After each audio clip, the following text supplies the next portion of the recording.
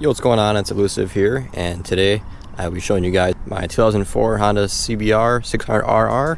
Let's get right into it.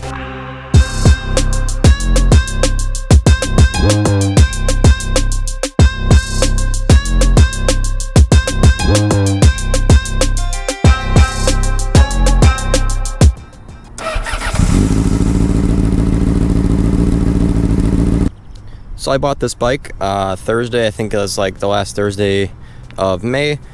As you guys can see, it is not the picture perfect bike a lot of you guys were thinking of.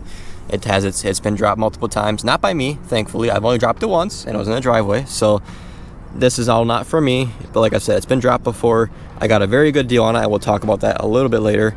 But yeah, it has been dropped a few times, as you guys can see. These fairings are all intact yet, but the ones on this side here is actually missing. This fairing that goes here is missing, which is no big deal. Like I said, this is my starter bike. This is my first ever bike. I got my bike license a few weeks ago, so I wanted something to start on that I won't be very unfortunate if I drop, which I only dropped it once, and it was in a parking lot, thankfully. Or a driveway, I should say. But thankfully, I did not drop it on a street yet or anything like that. So everything's been going great. I've been practicing and learning very good. But everything about this is awesome for a starter bike. It's a 600cc bike, obviously a 600RR, so that is kind of a lot for a starter bike, but a lot of people grow out of a 300 or 400 too quick. I figured, fuck it, I'll skip it. The only problem I have with this bike personally right now, like as a personal person who is 5'6", 5'7", I am a little short for the bike.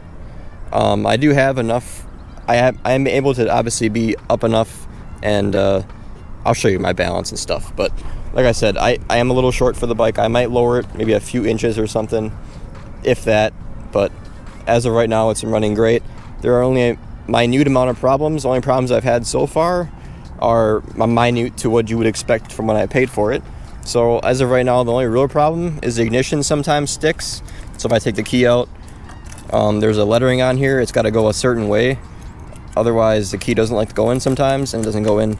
Sometimes, like right now, obviously it'll work because I'm on camera, like otherwise it won't. But sometimes the key will not turn right away.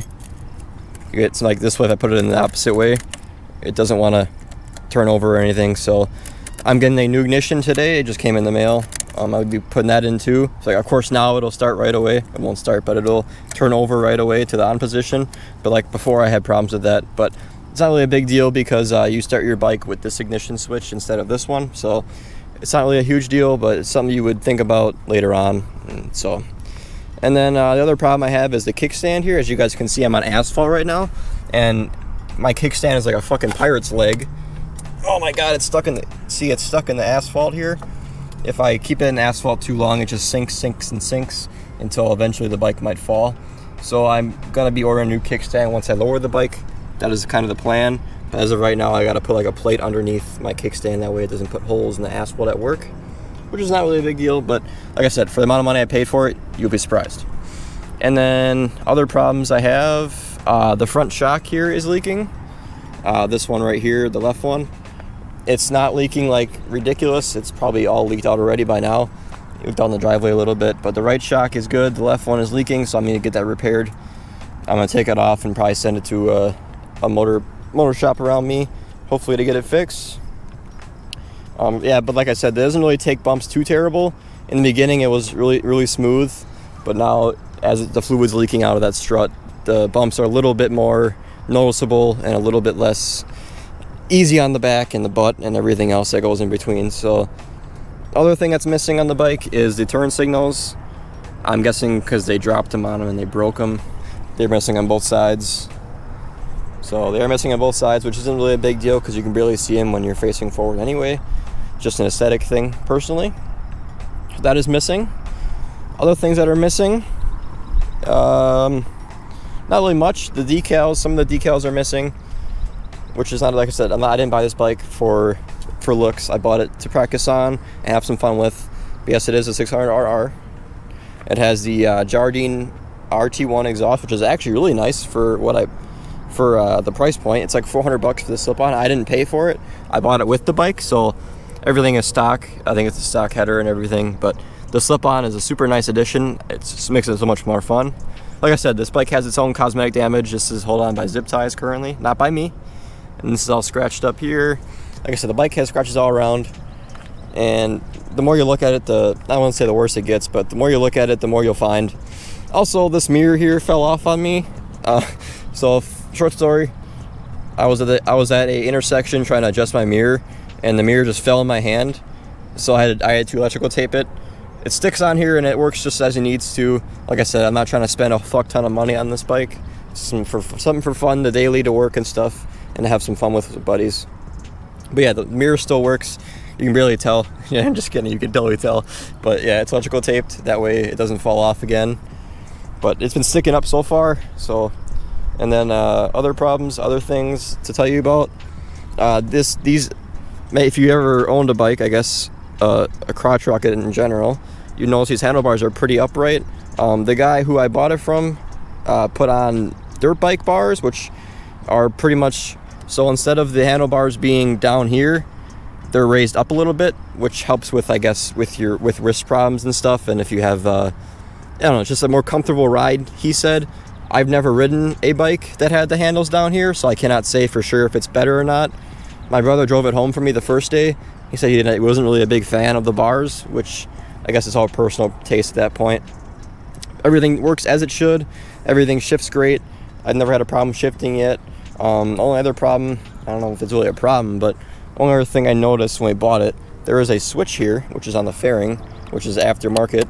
It does nothing. It's actually plugged into nothing. I checked under the fairing. It's plugged into nothing. But I talked to a few people, and a few people gave me their opinions. A few people think this is like a blackout switch because automatically when you turn on the bike, a headlight comes on. So maybe they're trying to run from the cops or who knows what with this bike. But yeah, like I said, this bike had multiple owners. I was not exactly the first or second or third owner. I think I was probably the fourth or fifth. I really didn't look into it. Like I said, it was kind of a last minute purchase. But brakes run great. Brand new tires, not brand new, but a couple hundred miles on the tires before I bought it. And then brakes are pretty good. I might need new pads very soon. Bike brakes don't have very big pads, as you may have guessed. So that's the other thing I think I have to change. But like I said, it's been running great. I've had really no problem. I'm surprised for what I bought it for. So here's what I bought it for. I'll just tell you that. I bought it for $2,800 from a guy about 25 or so minutes away from me.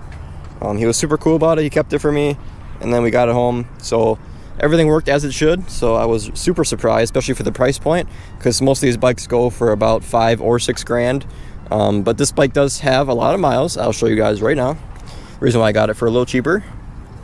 And of course the key won't work now because I want it to. It's like I said, this is what happens. Sometimes the key doesn't want to go in. There you go. See, right there. So this bike does have 42,725 miles, which is, for a bike in Wisconsin, it is kind of a lot. But bikes like this, Hondas like this last, you guys know about Hondas already. They last a very long time. And with the proper maintenance, oil changes every couple thousand miles. I mean, this thing will last hopefully up to 80,000. I'm keeping it just to, like I said, practice on. And then once later on, if I enjoyed this enough, I might buy a bike that's a little nicer. But like I said, this bike is way more than enough for me. I've had a lot of fun already. I've only owned it for about 5-6 days. So I practice riding actually in this exact parking lot. I practice going up and down the aisles, shifting and stuff. Everything was great. I really have no complaints. This bike, for the price point I bought it for, was a no-brainer, really. It was a no-brainer when I picked it up. When I picked it up, though, I had zero experience riding a bigger bike, per se. I rode a 250 in a motorcycle class to get my license. That's what I rode on in the beginning. This thing is way different than a 250, weight-wise alone. I mean, it's like probably double what a 250 weighs. I don't know about double, but it depends on the bike. But this thing weighs a fuck ton. It's like maybe 400 or 500 pounds. I'm a 100-pound guy, so something like this is a big deal for me, especially because I'm not flat-footed. Like, I can't get my whole entire flat feet on the ground, which isn't a crazy big deal. I'm good at balancing. I've gotten really used to it, so hopefully when I lower the bike, this thing will be so much more enjoyable. But like right now, it's enjoyable as it is. I'll show you guys my balance right now so you guys can see what I'm looking like on the bike. So when I'm on the bike, this is kind of what it looks like. My feet, I'm not really tippy-toeing per se, but I am definitely on top of my toes.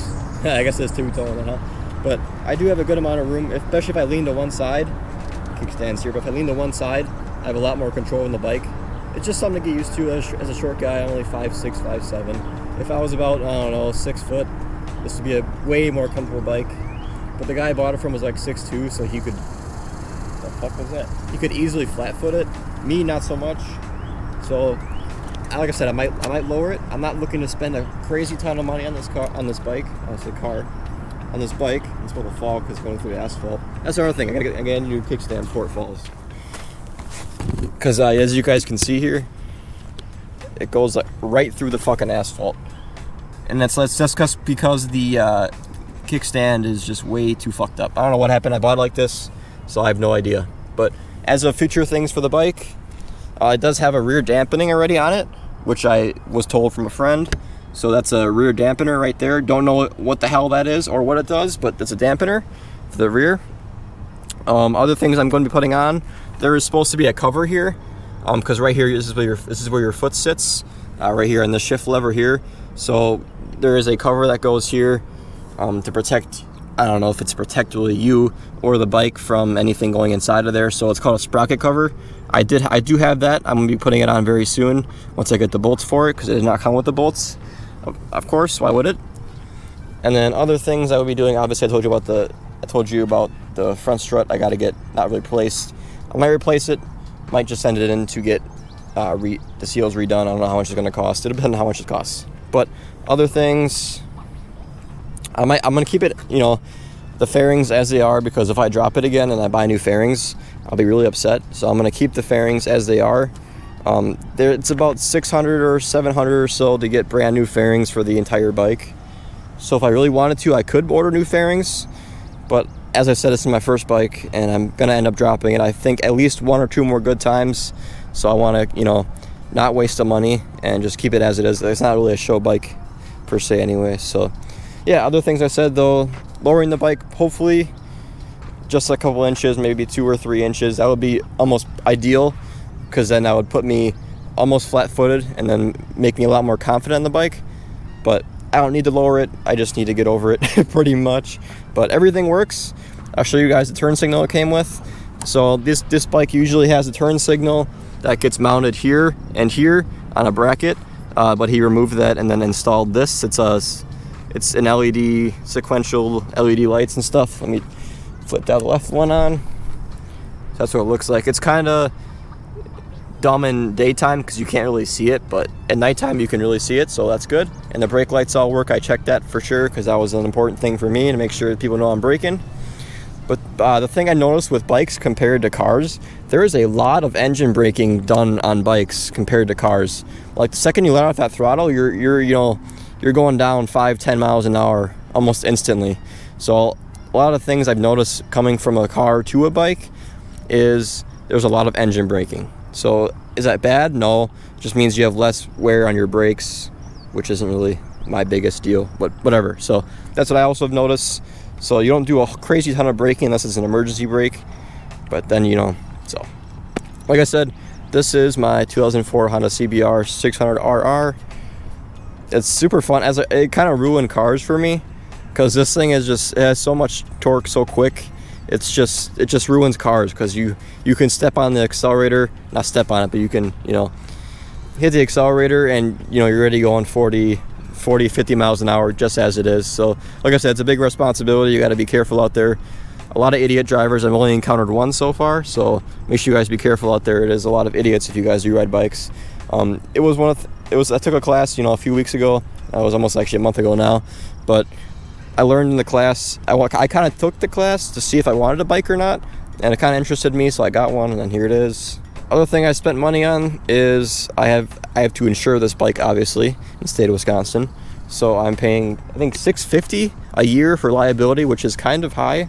Some states it's different, some things it's different, but that is kind of high for a 19-year-old with a bike. But like I said, insurance is what it is. You got to pay that shit no matter what. So better to be insured than not. So, but like I said, this is the bike. Funny enough story. When I bought the bike, there was a GoPro mount on here, which is absolutely hilarious. What a coincidence! I'm using a GoPro to film all the videos and stuff, and there is a mount on here. I do have a clip that goes into here that I could mount onto here. I don't know how much I trust this. It's on here pretty good, but I might be doing GoPro filming on the bike soon. Like I said, I want to keep the bike exclusive to learning right now, because once I start adding stuff, like, you know, once I start worrying about more than just the bike, I feel like it's going to be a risk to my safety. So for now, I'm just going to keep it just the bike, but I'm going to fly up and down a few times here just to show you guys what it sounds like. Remember, safety first.